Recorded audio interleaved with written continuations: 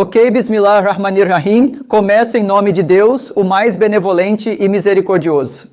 Sejam bem-vindos e saúdo todos vocês com a saudação islâmica. Qual a saudação islâmica? Arão, você sabe onde está? Sim, qual é a saudação islâmica? Sim, assalamu alaikum. Isso significa o quê? Oi, não é alto, certo? Isso significa que a paz de Deus esteja com você. Qual seria a resposta para essa saudação? Wa alaikum assalam, certo? Que a paz de Deus esteja com você. Ouvi essa pergunta. Perguntaram, por que o profeta Muhammad? Que a paz esteja com ele, porque ele é o último e o final profeta, por muitos motivos. Motivo número 1. E Emily, você pode saber disso, certo? Então, no Alcorão diz no capítulo 33, versículo 40, para ser exato, que Muhammad, que a paz esteja com ele, é o selo e o último profeta. Consideramos o Alcorão a palavra de Deus. Se Deus diz que ele é o último profeta, aceitamos e acreditamos. O segundo motivo, considerando o papel dos profetas, é transmitir a mensagem e interpretar. E eles querem aplicar a orientação do Alcorão na sociedade. Então, o que dizemos e no que acreditamos é que tudo o que a sociedade precisa para o seu sucesso. Sob qualquer perspectiva espiritual, tecnológica ou benéfica, o Alcorão oferece informações, orientações e regras suficientes sobre o que fazer e não fazer. Por essa razão, não há necessidade de um novo profeta, um novo livro ou um novo mensageiro. Então, o irmão Akram mencionou que ele nomeou alguém como o primeiro profeta. Quem ele disse? Adão, certo? Então, o primeiro homem, Adão, é o primeiro profeta no Islã. Então, o conceito de profecia é este. Você sabe, dizemos que o Alcorão afirma que Deus deseja ajudar e guiar a humanidade. Deus não desce e se torna um humano, de acordo com o Islã. Ele não desce e se torna um ídolo ou qualquer parte da criação. Ele continua sendo Deus e ele nomeia, ele escolhe entre os humanos, mensageiros e profetas e envia a revelação para eles. O primeiro é Adão e o último Maomé, que a paz esteja sobre ele. Então, com base no seu conhecimento, você pode citar talvez, digamos, mais 5 profetas do Islã, tudo bem? No Alcorão, 25 são mencionados.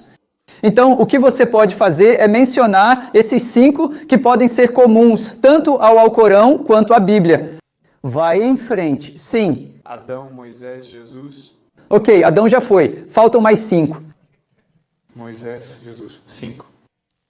Abraão. Certo, faltam mais 3. Aí está Abraão, né? Faltam mais 2.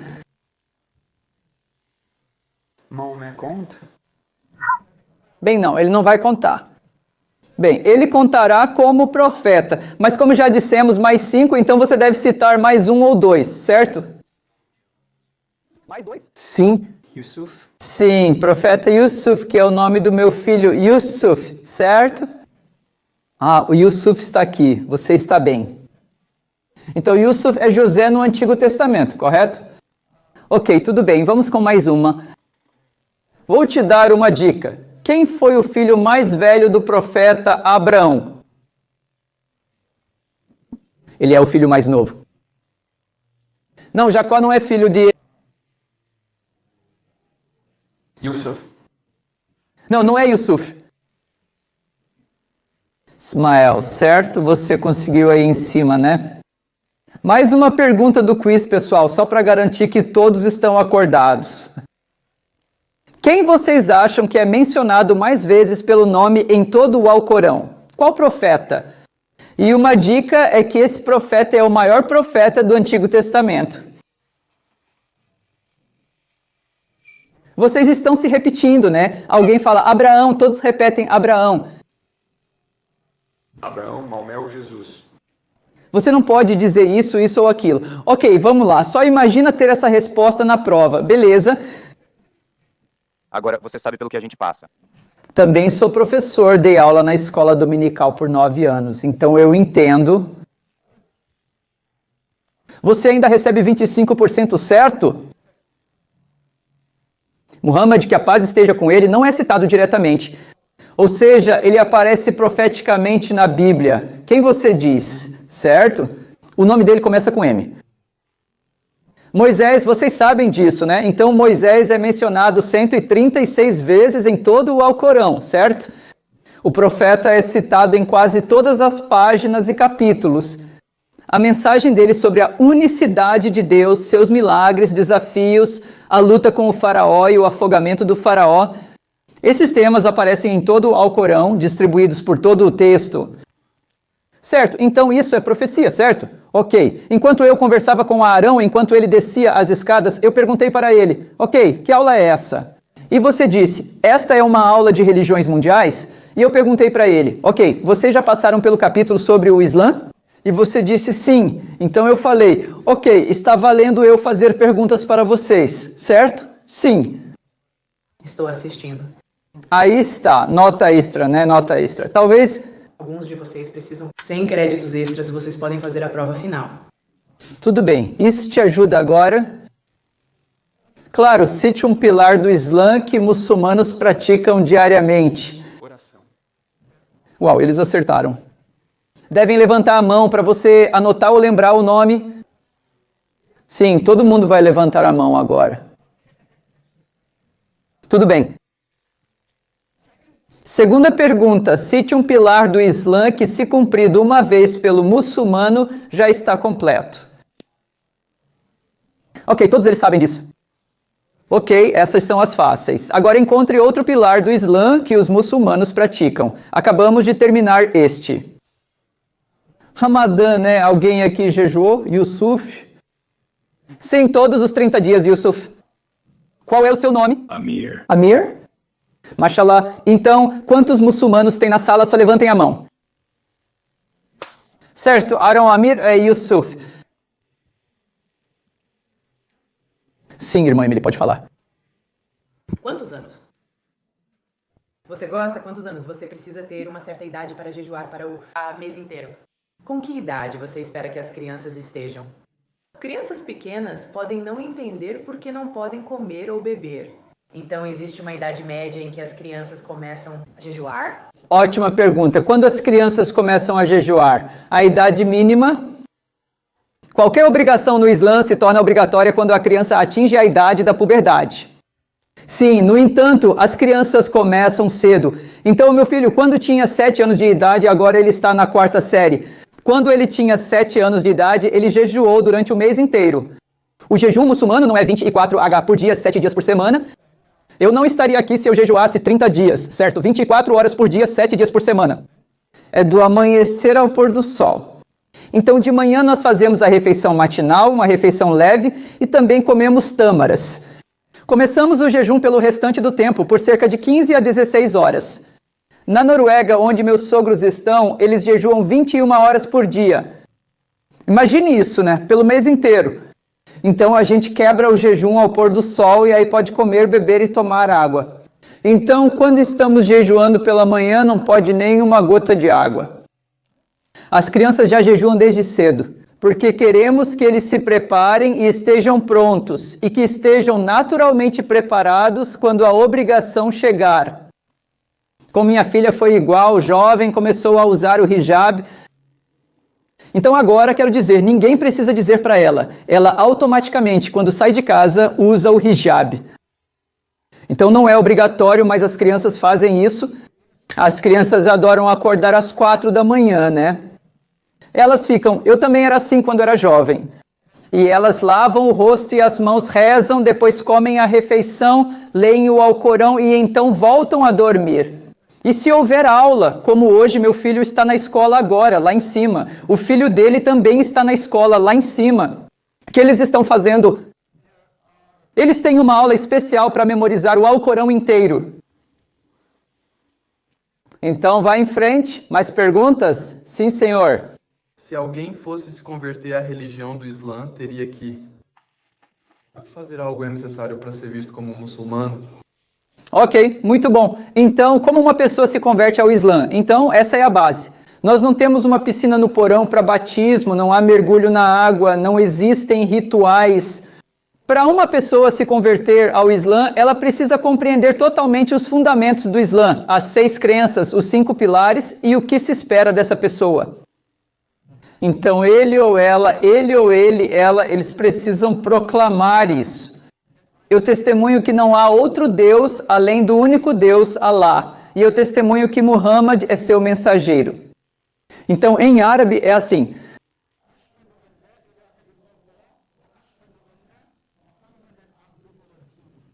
Que eu testemunho, não há outro Deus além do único Deus, Alá. Testemunho que Muhammad é seu mensageiro. Assim, ao proclamar isso, entendendo os fundamentos e comprometendo-se a segui-los, a pessoa se converte formalmente ao Islã. Certo, mais mãos levantadas. Ah, sim. Sim. O que acontece se você comer no horário errado do Ramadã? Ah, entendi. Sabe, beleza. Então a pergunta é, e se você comer na hora errada, durante o período de jejum? Sabe, nos primeiros dias, tipo quando eu estava na escola, eu estava jejuando, estava passando por uma fonte e por instinto fui lá e bebi água. Certo, algumas pessoas realmente comem, porque nos primeiros dias as pessoas podem esquecer por instinto. Se por engano elas comerem ou beberem, isso não conta. Elas ainda podem continuar o jejum, mas se fizerem isso de propósito, certo? Obviamente elas quebram o jejum. Isso traz consequências. Elas devem se arrepender diante de Deus por quebrar o jejum de propósito. Sim, Senhor. Ok, claro. Sim, ótima pergunta. Por padrão, todo muçulmano adulto precisa jejuar. No entanto, sempre há exceções, sabe? Exceções. Uma exceção ocorre se a pessoa estiver doente. Nesse caso, não precisa jejuar. Se a doença for aguda, ela melhora. Isso significa que elas podem ser isentas desses dias e depois precisam compensar esses dias. Como no ano passado, eu perdi um dia de jejum porque estava com dor nas costas. Aconteceu alguma coisa.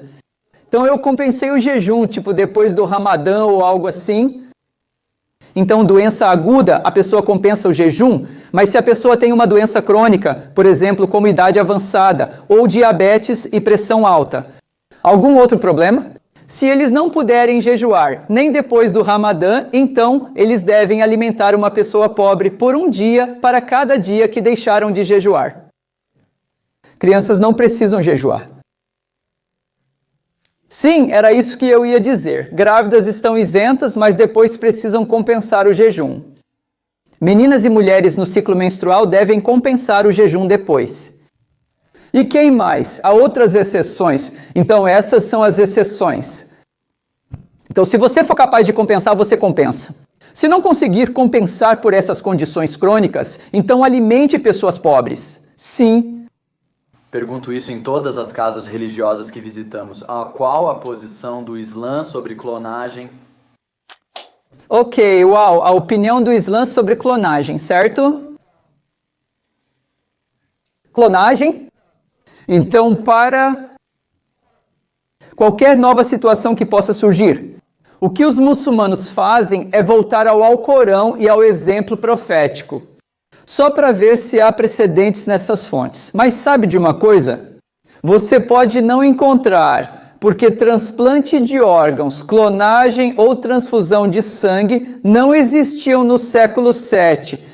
Então, o que os estudiosos fazem é pegar os princípios básicos do Alcorão. Um dos princípios do Alcorão é este: que salvar uma vida é como salvar a vida de toda a humanidade, e tirar uma vida é como tirar a vida de toda a humanidade.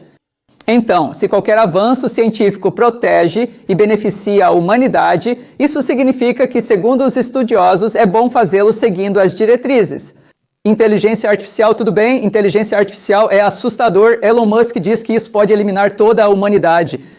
Se você usar corretamente e seguir as diretrizes, isso pode ajudar. Então, para a clonagem é algo meio novo. Mesmo que a tecnologia um dia permita clonar humanos, eu diria isso. Mesmo que eles clonem você, não terão a mesma personalidade. Não terão. Você não quer isso. Ninguém quer isso. Pronto, aí está.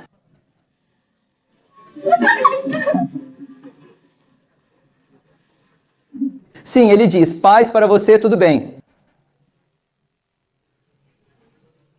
Uma pessoa clonada não terá as mesmas experiências, conhecimento ou personalidade, mesmo se clonarem Hitler, por exemplo. Quero dizer, ele pode acabar trabalhando no McDonald's, por exemplo, sem o mesmo histórico, contexto ou experiências.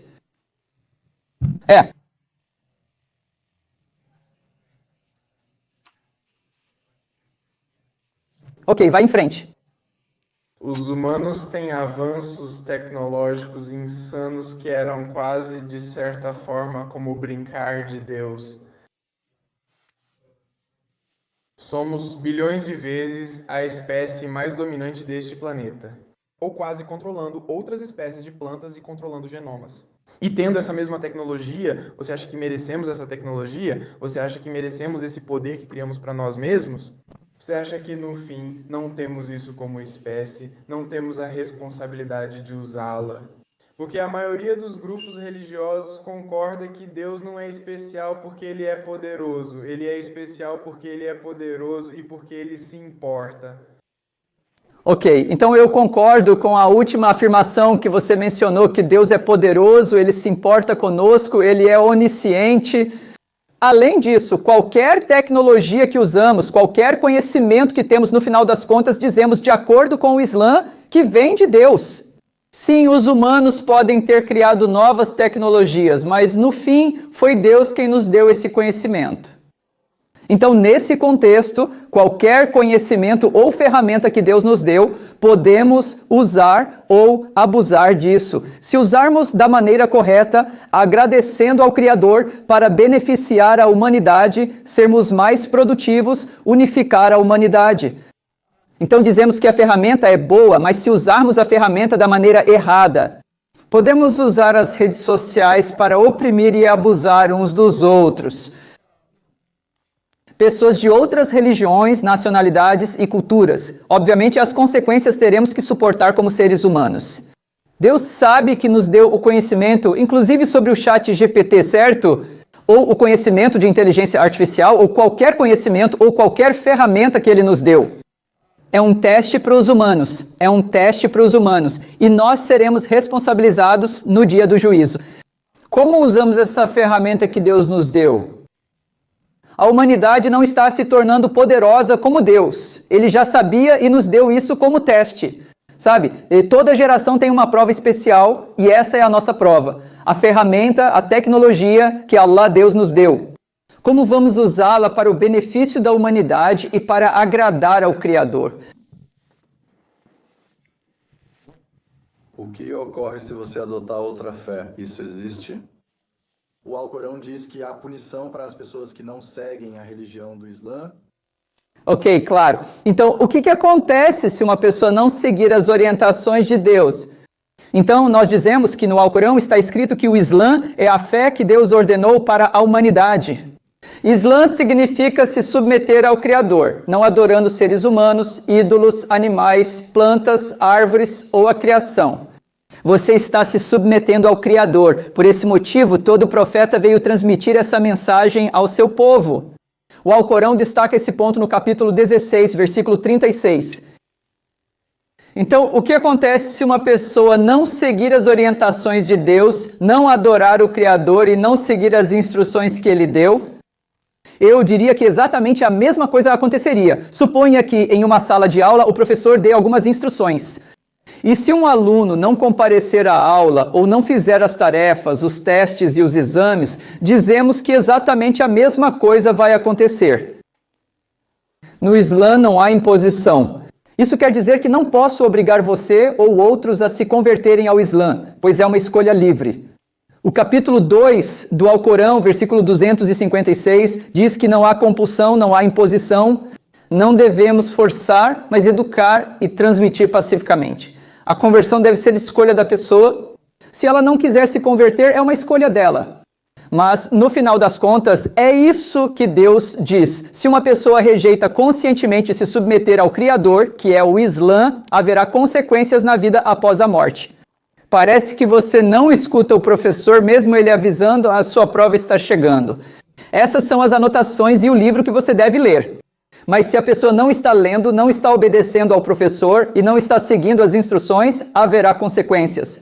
Então, de acordo com o Islã, haverá consequências Então, uma das 6 crenças no Islã é o conceito da vida após a morte. Um dia morreremos e enfrentaremos o Criador. Sabe? Assim como no final do semestre você avalia todos os alunos. Nós dizemos este mundo inteiro, toda a vida que temos. Este é um campo de preparação, uma grande sala de aula onde, segundo o Islã, Deus é o professor supremo e avaliador de cada pessoa. Como viveram suas vidas, a quem adoraram, que tipo de ações realizaram. Se eles se submeteram ao Criador e seguiram as orientações de Deus, de acordo com o Islã, a pessoa, pela misericórdia de Deus, não por suas próprias ações, mas pela misericórdia de Deus, seria colocada no paraíso. Por outro lado, o Islã acredita no fogo do inferno, certo? Nem eu, nem ele, nem ninguém pode afirmar para onde essa pessoa vai. Mas Deus estabeleceu que se alguém conscientemente rejeita se submeter ao Criador, ou seja, ao Islã, mesmo sabendo disso, então haveria consequências se a pessoa morresse assim, indo para o fogo do inferno, segundo o Alcorão. Não posso afirmar que alguém vai para lá ou para outro lugar. No final das contas, a imensa justiça de Deus entrará em ação no dia do julgamento. Certo, quando se trata de apostasia, né? Uma de suas perguntas é, se uma pessoa muçulmana se converte a outra fé, o que acontece com ela? Não há punição nesta vida. Se uma pessoa adere a outra fé e tenta causar desarmonia na sociedade, oprime os muçulmanos ou comete qualquer outro crime, as consequências serão por isso. Se alguém muda de fé pacificamente, estudiosos muçulmanos tentariam convencê-la. Eles querem esclarecer se houver algum mal-entendido que a pessoa possa ter, mas no além haveria consequências, como eu mencionei. Sim, pergunta. Como o judaísmo e cristianismo seguem um Deus semelhante e compartilham vários profetas, inclusive alguns iguais?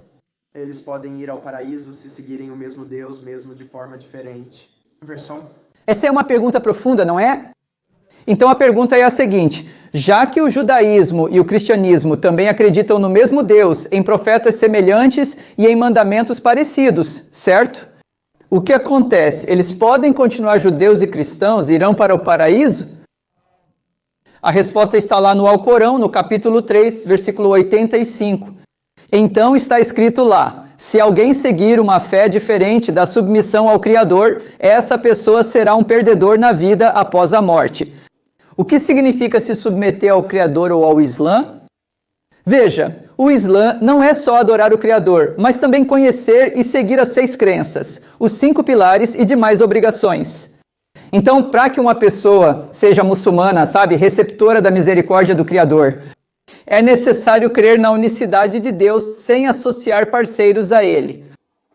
Isso significa que não podemos afirmar que Deus é Deus, mas que esse humano ou entidade também possui poderes ou atributos divinos.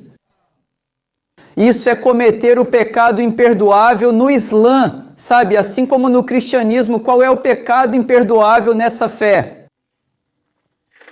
De acordo com o Novo Testamento, qual é o pecado imperdoável? Não, mas tipo, o Islã é o único... Meu primeiro instinto é assassinato, mas não acho que isso esteja correto.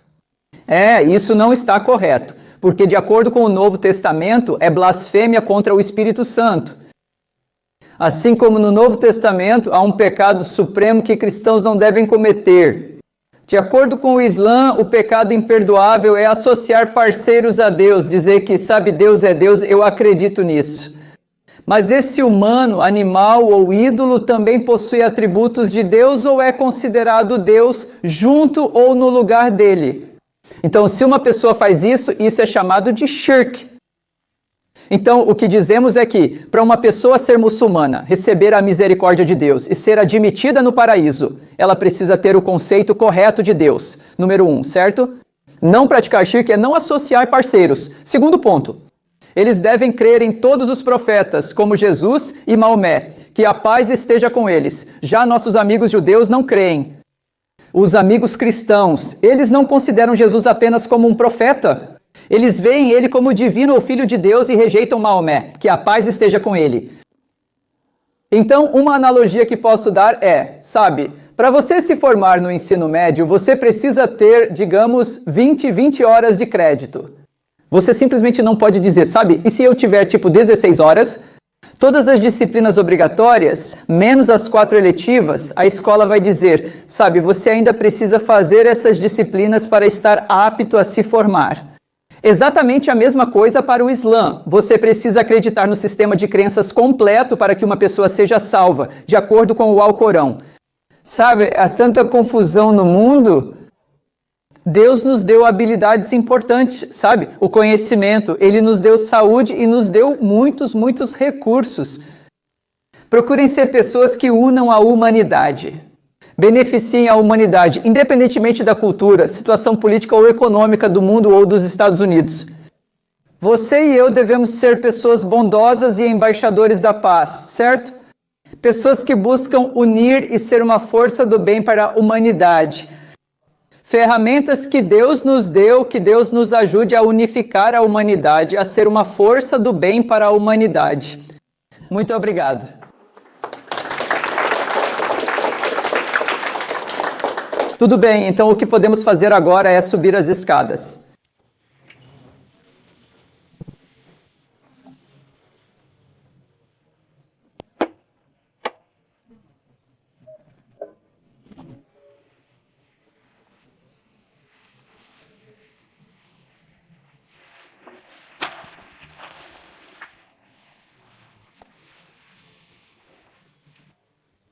Tudo certo. Bem-vindo à área da mesquita.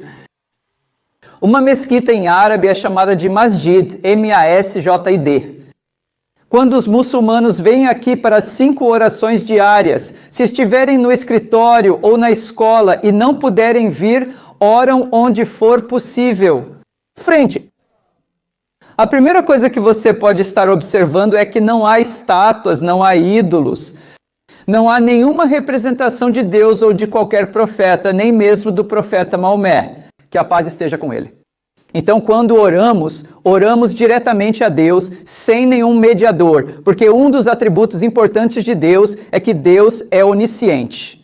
Assim, ao orarmos e pedirmos algo a Ele, não precisamos de mediadores. Ok, hora das perguntas. Sim, Senhor. Quantas pessoas você normalmente consegue? Sim, você pode levar o microfone lá para cima se quiser. Ah, sim, leve. Certo, então a pergunta é... quantas pessoas costumam receber? Não, pode continuar. Quantas pessoas costumam vir aqui e rezar na igreja? Rezamos 5 vezes ao dia, certo? Normalmente, nas 5 vezes que rezamos todos os dias, recebemos cerca de, talvez, aproximadamente 300 pessoas. Tudo bem. No entanto, a oração de sexta-feira, a oração da tarde de sexta-feira, para todos os homens muçulmanos, é uma obrigação vir e rezar. Eles precisam sair do escritório, da escola e ir à mesquita. Talvez tenha um espaço para oração na sua escola onde os muçulmanos podem rezar, certo? Mas na sexta à tarde tudo enchia aqui. Às vezes fica muito cheio. As pessoas têm que rezar na área da academia. Quando isso fica cheio, elas têm que rezar no porão. Quando lota, rezamos em todas as salas. Imagine, cerca de 2.000 pessoas numa sexta-feira. Então tem tanta gente que a gente precisa fazer 2 sessões diferentes, 2 serviços diferentes. Então a oração de sexta-feira é precedida por um sermão de sexta-feira e depois vem a oração na sexta-feira. Sim, é uma boa pergunta. Sim, tudo bem. Sabe de uma coisa? Eu vou só... Você pode explicar? Você explicou tão bem da última vez porque homens e mulheres rezam separadamente, em espaços separados. Muito bom. Por que homens e mulheres rezam separados? Então, essa área que você vê aqui, todos os homens rezam aqui. No andar de cima ficam as mulheres e as meninas. Elas rezam lá em cima. A questão é, por que eles rezam separados? Veja nossas ações, rituais e orações. Estamos seguindo o exemplo do profeta Muhammad, que a paz esteja com ele.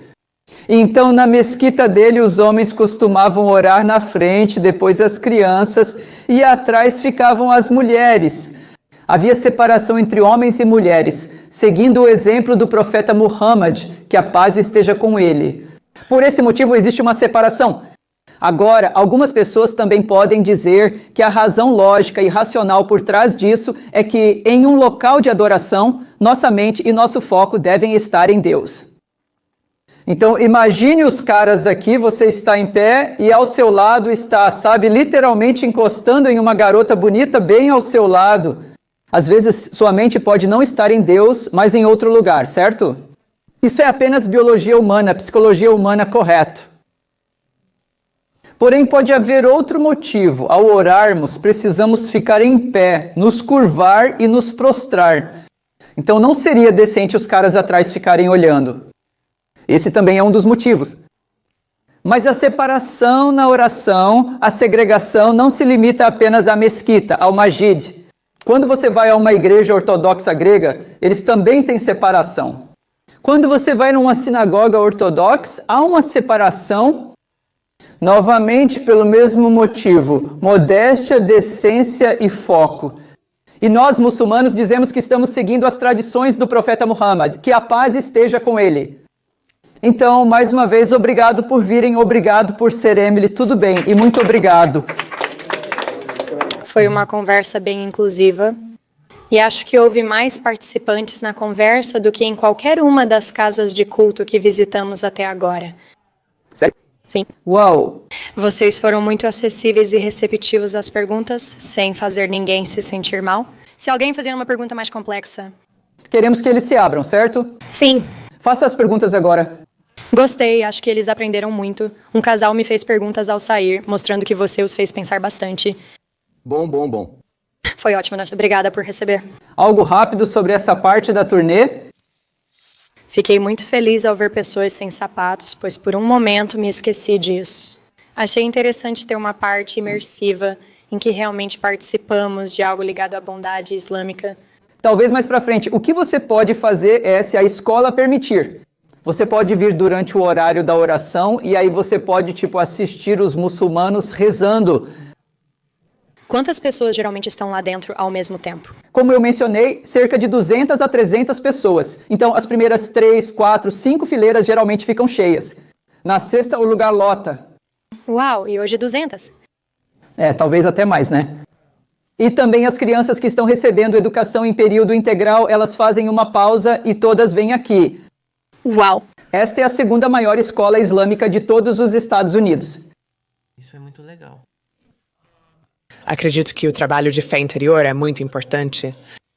Eu também acho que os estudantes, quando têm amigos que são muçulmanos, talvez não saibam muito sobre o Islã.